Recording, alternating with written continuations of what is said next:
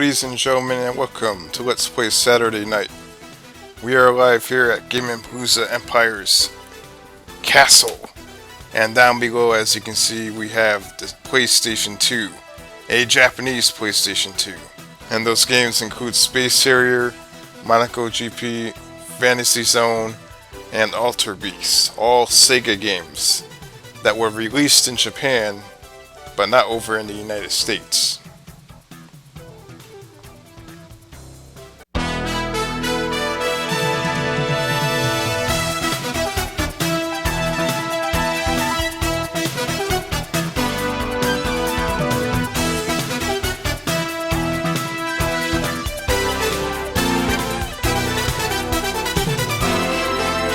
Welcome to Let's Play Saturday Night.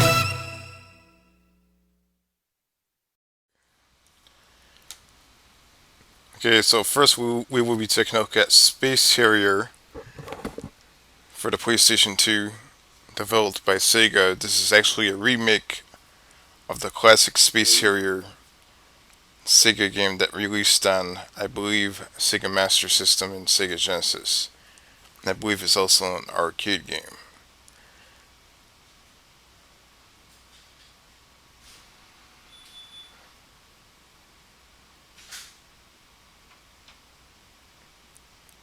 Now this game, since it's remade for the PlayStation 2, it does feature updated graphics, which is pretty damn cool. So not only is it the original game, it plays like the original game, but it actually looks like something that should be on the PlayStation 2. Now you will see that in a moment. Here's the title screen. And we're going to go into the option menu and take a look at what we have for the options. As you can also hear, the sound quality of the game is much improved also. We have the key configurations.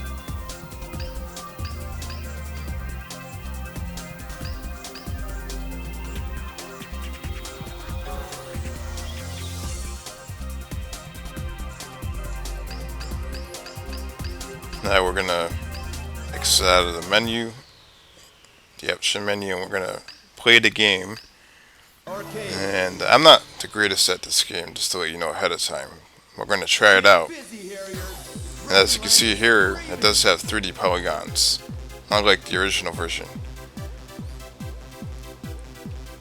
And the music has been remixed into like a more upbeat sounding soundtrack. It actually sounds pretty good.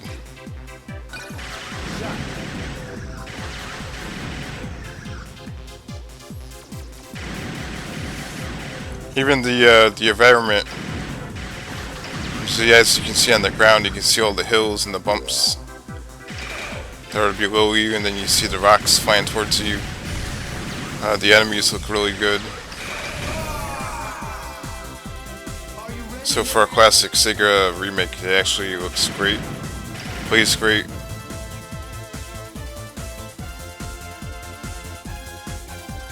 The controls are also pretty solid too.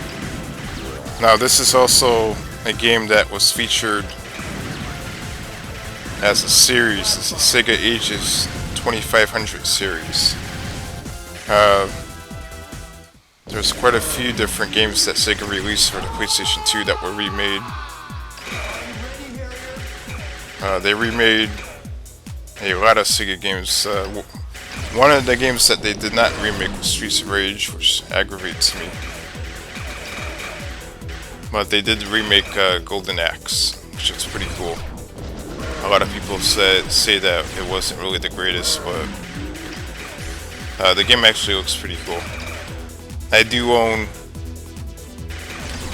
I believe I own like maybe the three games that I'm showing off today. I'm showing off 4 games actually, but I own 3 Sega Ages games for the PlayStation 2 that were released in Japan that I will be showing off today. But I believe that there's over 20 games available if you can find them. They're really expensive. If you can find them for cheap, it'd be better. These games I snatched for around $10, so They're a lot more cheaper than paying $40 or $50. As you can see there, I just defeated the boss.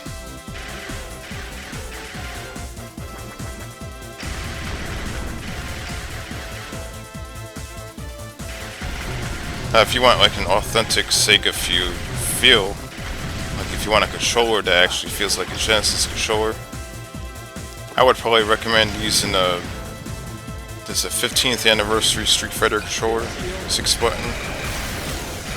It's pretty much shaped similar to a Sega Saturn controller, and you might get a pretty close feel to what the Genesis or the Saturn controller feels like if you use that controller. So if you really want to kick it back old school, I definitely recommend using one of those controllers. And I actually do own one of those. I actually own two of those controllers. As you can see here, let's see if I can. I just got shot right in the face.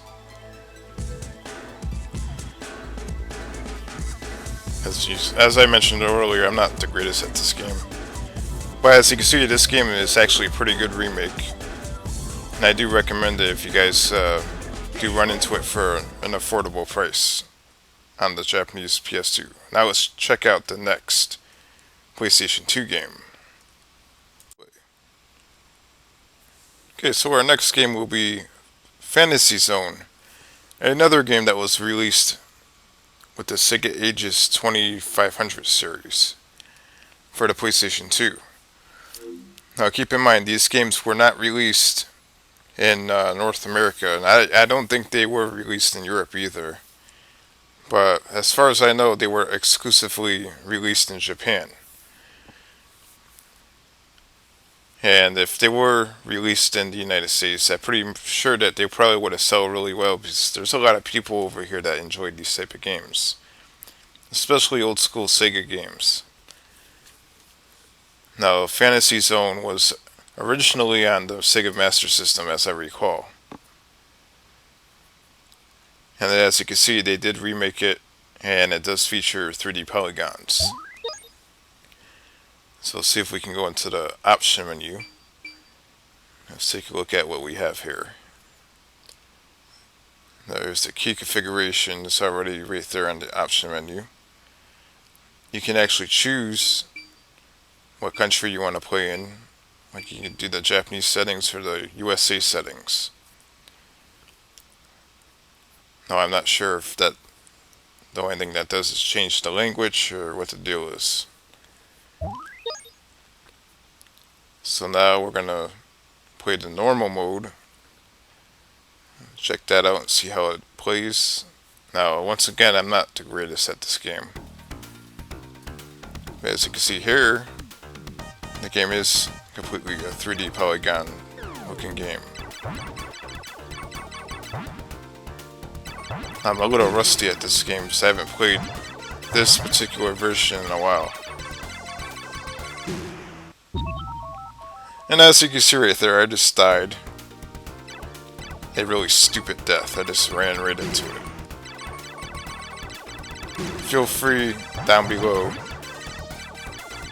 to tell me, call me, whatever the case may be. Feel free to leave your comment and let me know that I'm a noob at this game.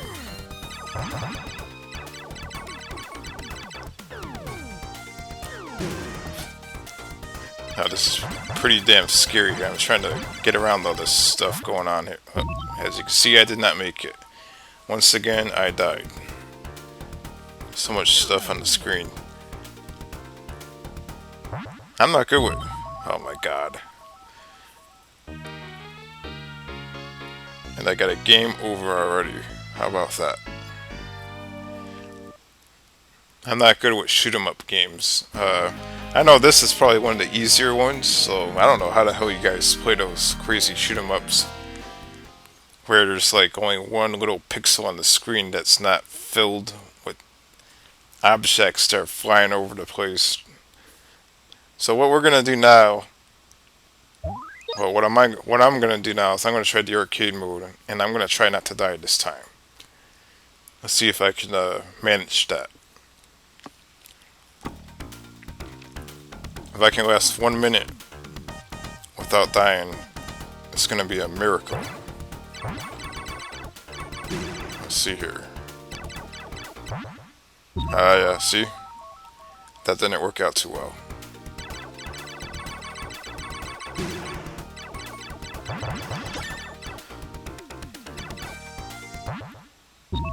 And once again, I got killed. How about that?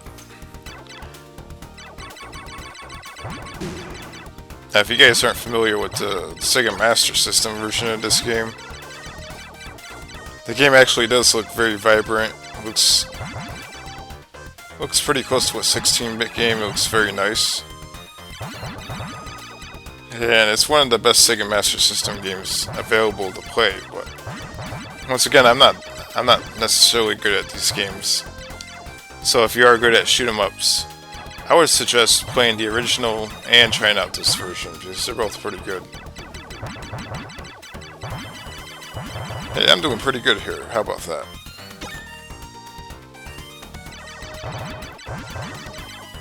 Alright. I think I'm doing excellent right now. I think I'm going to kick this game's ass. Let's see if I can do it.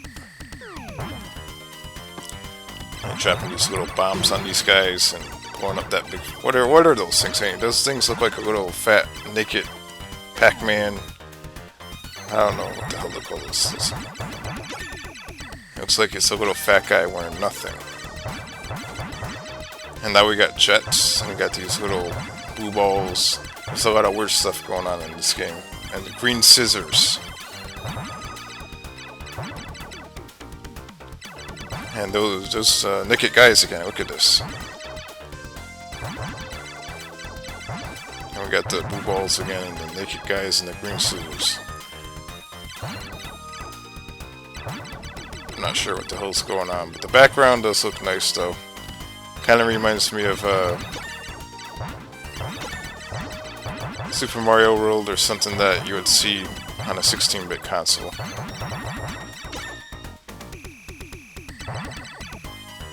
Maybe Adventure Island. Yeah, see. I think I did last a minute. But yeah, I got a game over. So what we're gonna do is we're gonna... Whoa. I came in first place. How the hell did that happen? Well, I guess I'm gonna have to reveal my name. My name is Joe.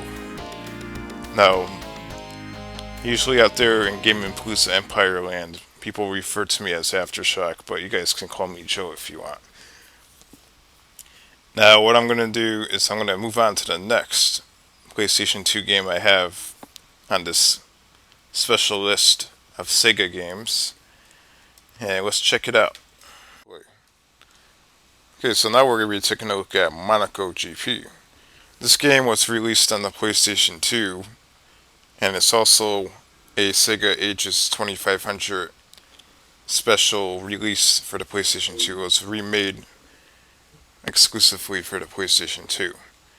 Now, this game was originally I believe an arcade game, or it was probably a Genesis or a Master System game. I don't remember exactly which console it was released for, but I believe it was an arcade game. So what we're going to do is we're going to be playing this game, and this is what the menu looks like. Now, you might be expecting this to be a 3D racing game. But before you become shocked, this game is like a top-down V-racing game. That's how old school it is. As you can see here in the option menu, you can play with all the backgrounds. Look at all this. 10 different backgrounds. It's like one of the most useless option configurations I've ever seen in my life. And these are the button configurations, the key configurations right here.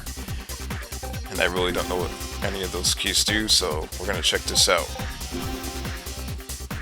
So I'm going to go into the arcade mode. We're going to play classic mode. As you can see, there is 2 different modes you can play, original and classic. Now, in the select screen, the cars are 3D, as you can see here, so don't get your hopes up too much, because the game is top-down view. Now, when I first played this game, I was like, wait a minute, the cars are 3D, but this is a top-down view racing game, what the hell? But then when I played the game, I was like, man, this is badass, wait till you see it. As you can see here, this is top-down view. And when I first played this, I was like, man, what the hell is this shit? No, I haven't played this in a while, so... You see what I mean? When you don't play games for a while, you really don't know what you're doing.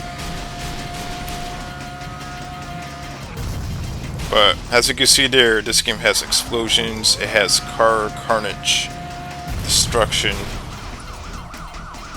So this game is, as mentioned before, badass. So we are going, as you can see right there, badass. And they even make you drive in the dark, as you can see right there. You have to drive the headlights on. This is like a primitive version of Burnout. Let's check this out.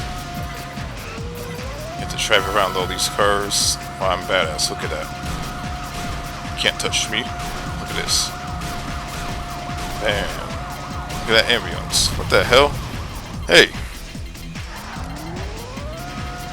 That son of a bitch. Man. So... Oh, well that sucks. I got a game over. It does take a while to get used to this game, because the controls are really awkward. Yeah, that was the arcade mode, and that was the classic mode, so we're gonna try the original mode. See, the classic mode is like straightforward. The original mode, you have to take turns left and right, and that makes the game a lot harder, because in order to take turns, you have to push like the L1 and R1 button, which is kind of weird.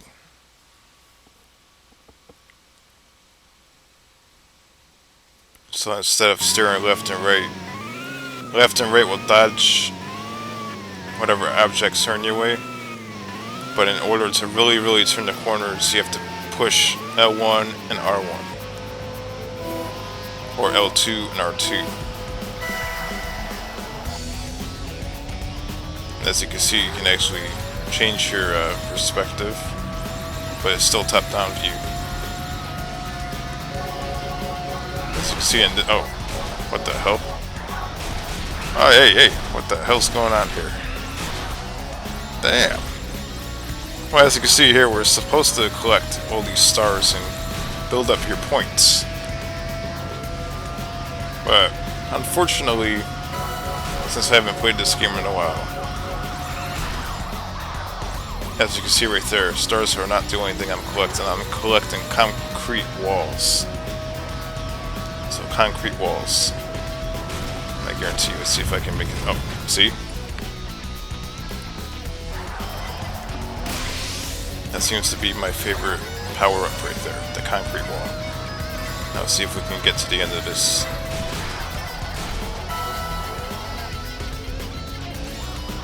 Now there is a button on here someplace where your vehicle can actually jump up in the air, which is kind of strange, but pretty damn cool.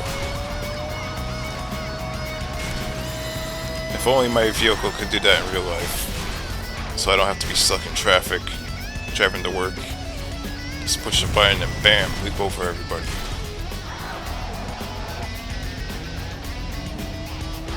As you can see here, this game has, compared to the original version, it has a huge graphical overhaul where you can actually see the road looks real nice.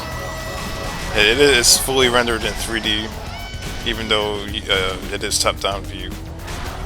Just tons of explosions and all kinds of stuff going on here, so it's actually pretty cool.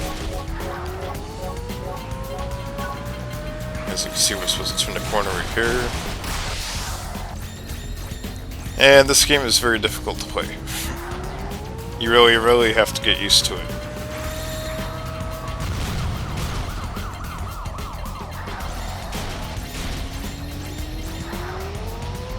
Like by now I should be dead because I blew up my vehicle probably, let's say, at least 13 times already. Well, as you can see there, I found the button where you can actually jump. Ah, shit. Where the hell did I get my license from? See, as you can see right here, this will help you out if you can leap over the traffic.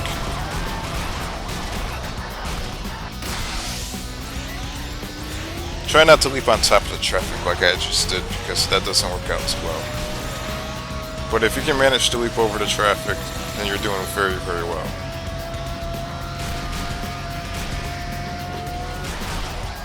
But by all means, if you feel like smashing into vehicles and stuff like these guys are doing right here, then go right ahead.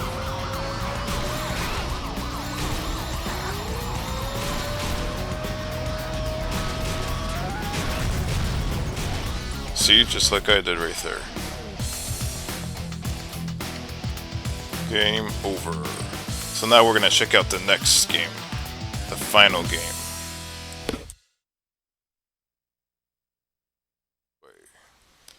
Okay, so we're down to our final game that we will be showing off here on Let's Play Saturday Night. And this will be Altered Beast for the PlayStation 2. Now this game, as far as I understand, was also released in Europe, but it was not released in the United States. So it's one of those games that, in order for us to play it over here in the United States, we have to import it. And that kind of pisses me off, because this is the reason why I bought PlayStation 2, a Japanese PlayStation 2. Because this game, it's a whole new Altered Beast game. This game wasn't remade. This is not a Sega Aegis 2500 release. As you can see here, here's the opening.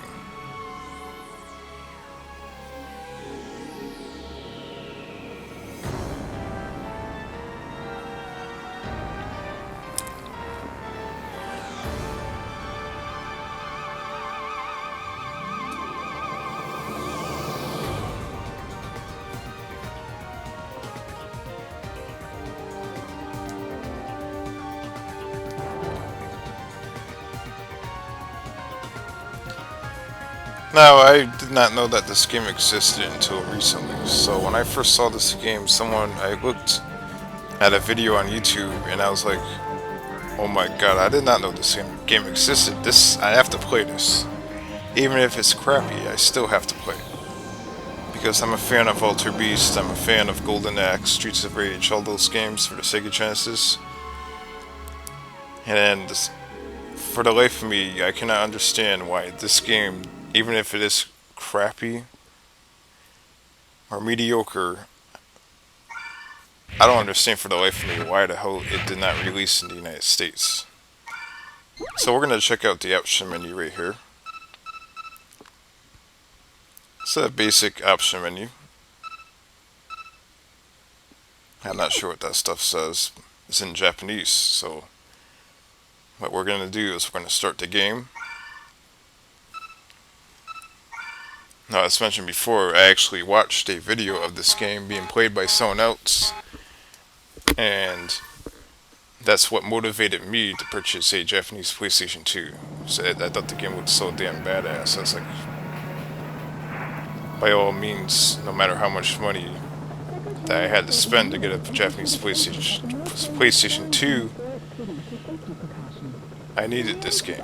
I wanted to play it. This game looked so damn badass. It was cool.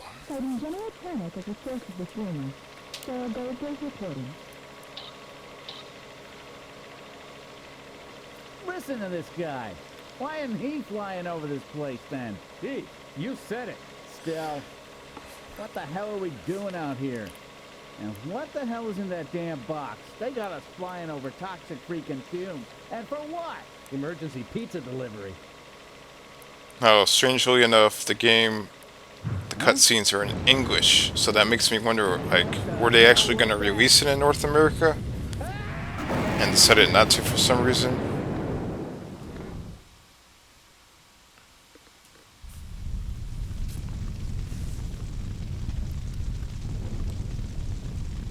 Now, as you can tell by the cutscenes, the game is not the greatest. It's kind of cheesy.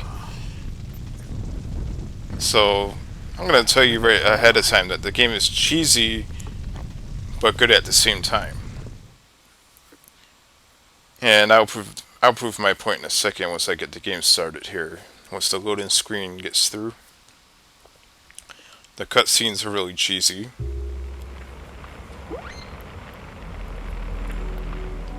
And now we are actually in the game. As you can see, we have a map. And this is the guy right here that can actually morph into a beast. Which is exactly why the game is called Ultra Beast.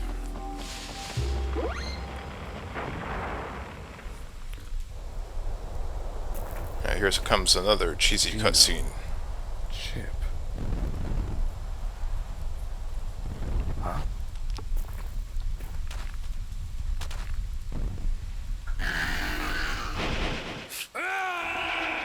And as you can see right there, that thing, I don't know what that thing is, but it's gonna get its ass whipped in about, say, 3.5 seconds.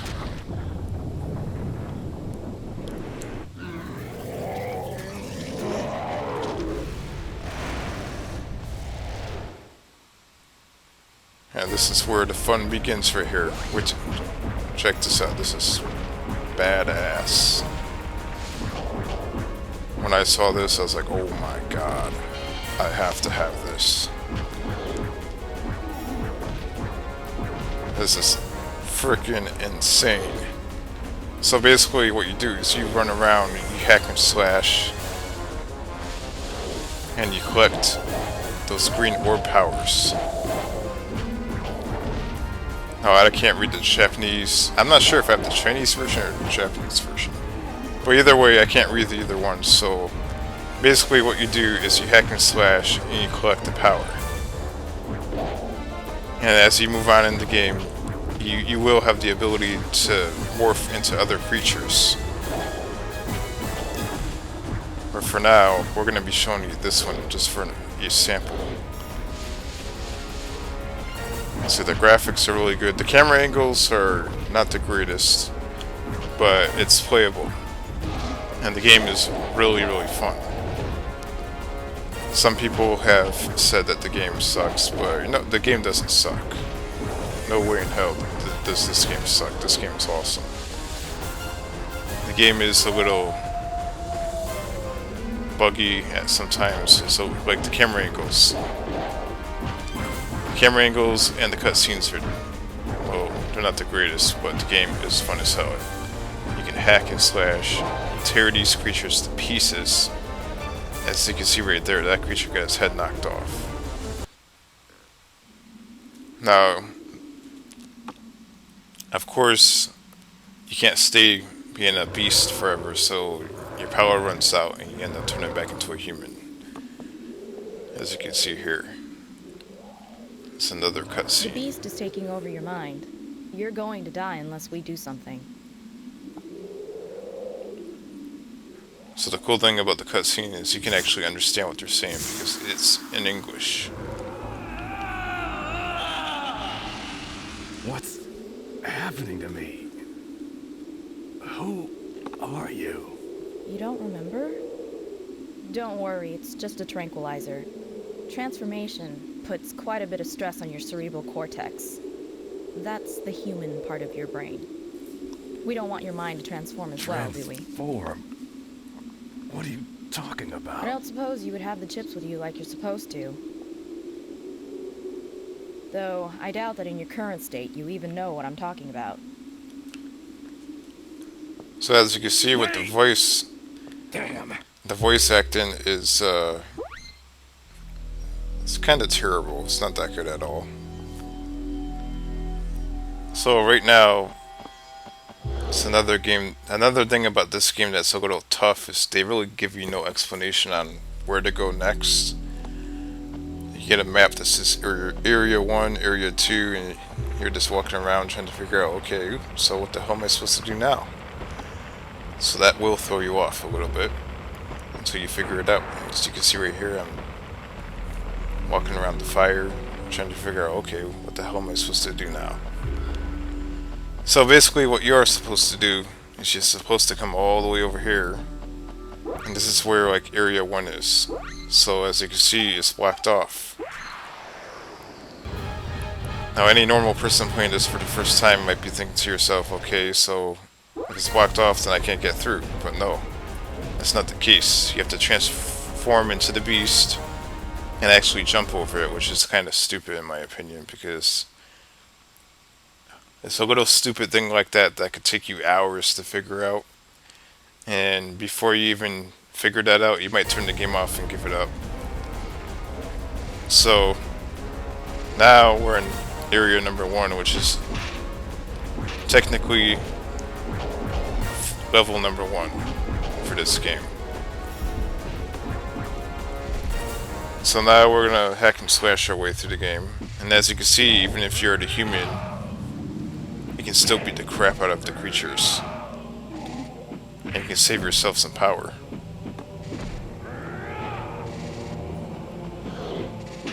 Now, of course, the creatures die at a slower pace when you're the human.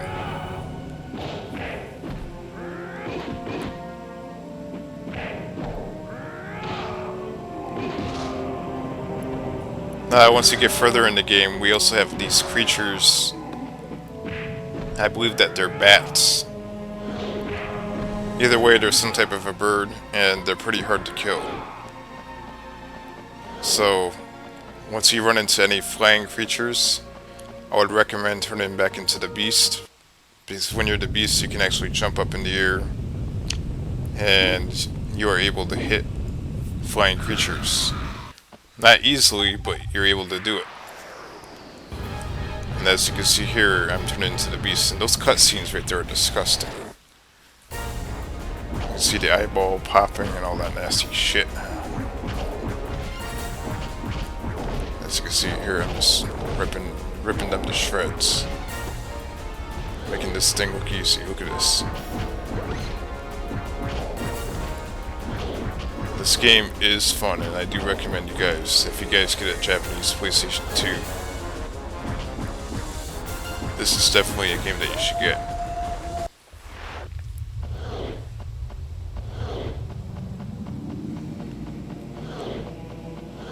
Now, all that green stuff is like some type of a power that you're supposed to collect. I'm just gonna label it the green power. So, when you defeat your opponent, collect the green power. It benefits you somehow. As you can see here, I'm kicking ass. Now this makes me wonder if the way this character is fighting kind of resembles Streets of Rage, in my opinion. Sega could have developed a Streets of Rage game based on the engine of this game, and it probably would have worked out. The only thing you have to do is pick up weapons, smash your opponents, grapple your... As you can see here, this is what I mentioned before. We have what looks like bats. And the only way you can really take them down is if you jump into them. Or if they get really close to you. But if they get close to you, that means they're probably going to get you.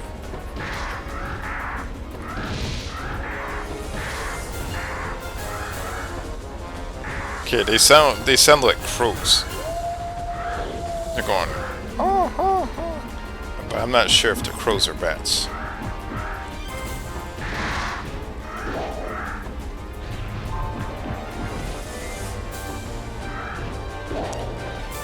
See, it's a little difficult to kill these things. Now, if they're in a large mass number, it's easier to kill, but if you have like one flying around by itself, that's when it becomes a real pain in the ass, because you have to jump up. And as you can see there's actually a little button you can push where you can spear your beast into everybody. And this is the wrong place to morph into a human. I am a dumbass for doing that. And I better get the hell out of here real fast.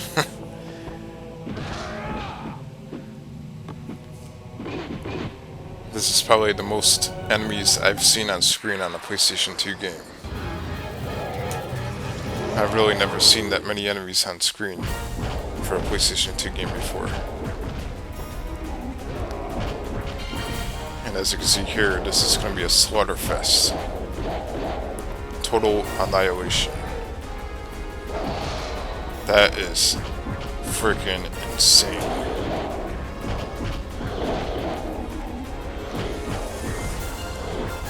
See, this part of the game, this is what's cool about the game. The game keeps getting better and better. And the game is cool on so many levels. It's corny, but it's cool at the same time. And if you like a hack and slash with a lot of blood and guts, I mean, check this out. This is sick. I will have to conclude this week's Let's Play Saturday night with this game right here. So I do recommend you guys checking this game out if you do get the chance. And on next week's episode of Let's Play Saturday Night, we will be taking a look at the Nintendo Wii system. That's right, the Nintendo Wii system has reached the end of its lifespan. So not only will we be taking a look at the Wii system, but we will be taking a look at a homebrewed, hacked, cracked Wii system. And we will be exploring all the different things that you can do with that system next week on Let's Play Saturday Night. Don't miss it.